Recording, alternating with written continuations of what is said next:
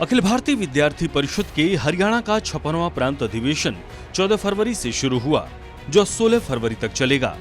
इस प्रांतीय अधिवेशन में लघु हरियाणा और सांस्कृतिक विरासत के दर्शन देखने को मिलेगा। एबीवीपी के इस प्रांत अधिवेशन के उद्घाटन समारोह में बतौर मुख्य अतिथि शिरकत करने पहुंचे मुख्यमंत्री नायब सैनी का कार्यकर्ताओं ने स्वागत अभिनंदन किया।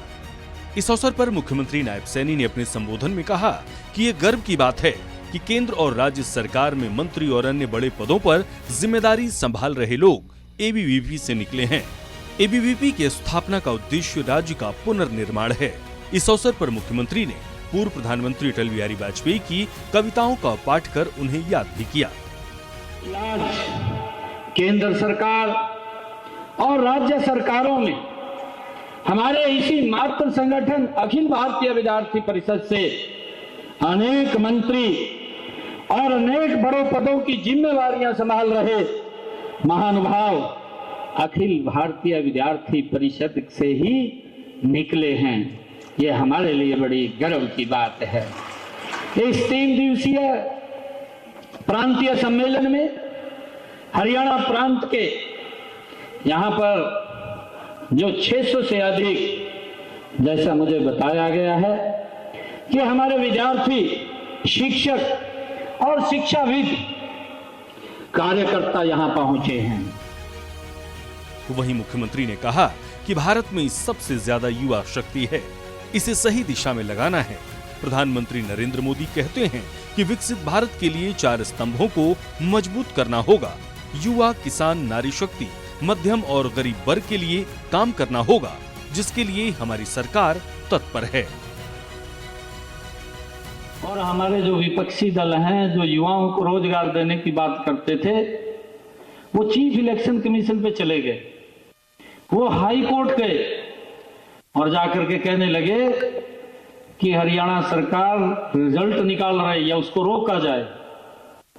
चीफ इलेक्शन कमीशन ने एक लेटर जारी किया कि कोड ऑफ कंडक्ट लग रहा है, आप रिजल्ट ना जारी करें।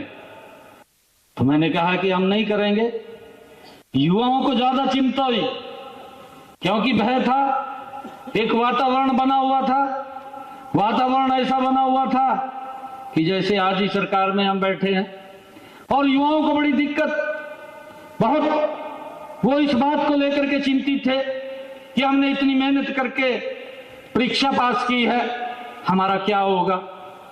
वो मेरे पास आए, कहने लगे कि आप रिजल्ट निकाल दो। मैंने कहा कि रिजल्ट तो मैं नहीं निकाल सकता, क्योंकि चुनाव आयोग का आदेश आया है, परंतु एक वादा आप लोगों से करता हूं कि मैं सख्त बाद में लूंगा, पहले आप लोगों का रिजल्ट निकालने का काम हमारी सरकार करेगी, आपको ज्वाइनिंग लेटर दूंगा। मुख्यमंत्री नायब सैनी यही नहीं रुके। चुनाव के दौरान कोटा सिस्टम से नौकरियां बांटने का दावा करने वालों पर निशाना साधते हुए कहा कि मैंने पहली कलम से नौकरियां देने की बात कही थी। ये इतिहास है कि एक समय के अंदर बिना पर्ची, बिना खर्ची के 25,000 नौकरियां दी। साथ ही मुख्यमंत्री ने हरियाणा में चल रहे विकास के कार्यों का भी जिक्र किया। हम आपके साथ हैं, आपके साथ खड़े हैं। आपको मजबूत करने के लिए हरियाणा सरकार मजबूती से आपके साथ है। हमने आपके सपनों को पूरा करने के लिए पिछले 10 सालों में हम देखते भी हैं, क्योंकि अलग अलग ये विचारधारा होती है। अभी देखने को मिला है, उसका अंतर भी लोगों ने स्पष्ट रूप से अपनी आंखों से देखा है। अभी विधानसभा के चुनाव चल रहे थे, हमारा जो हमने वायदा किया था, हमने युवाओं को कहा था कि हम बिना पर्ची, बिना खर्ची के हरियाणा के युवाओं को नौकरी देंगे।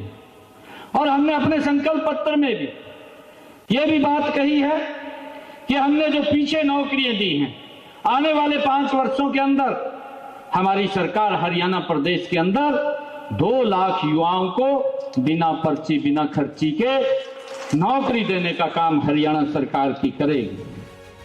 बहरहाल मुख्यमंत्री नायब सैनी ने युवा, किसान और प्रदेश की उन्नति और उत्थान के अपने विजन को भी बताया और नशे से बचने और बचाने का भी आह्वान किया। सूर्या समाचार के लिए फरीदाबाद से दीपक गौतम की रिपोर्ट।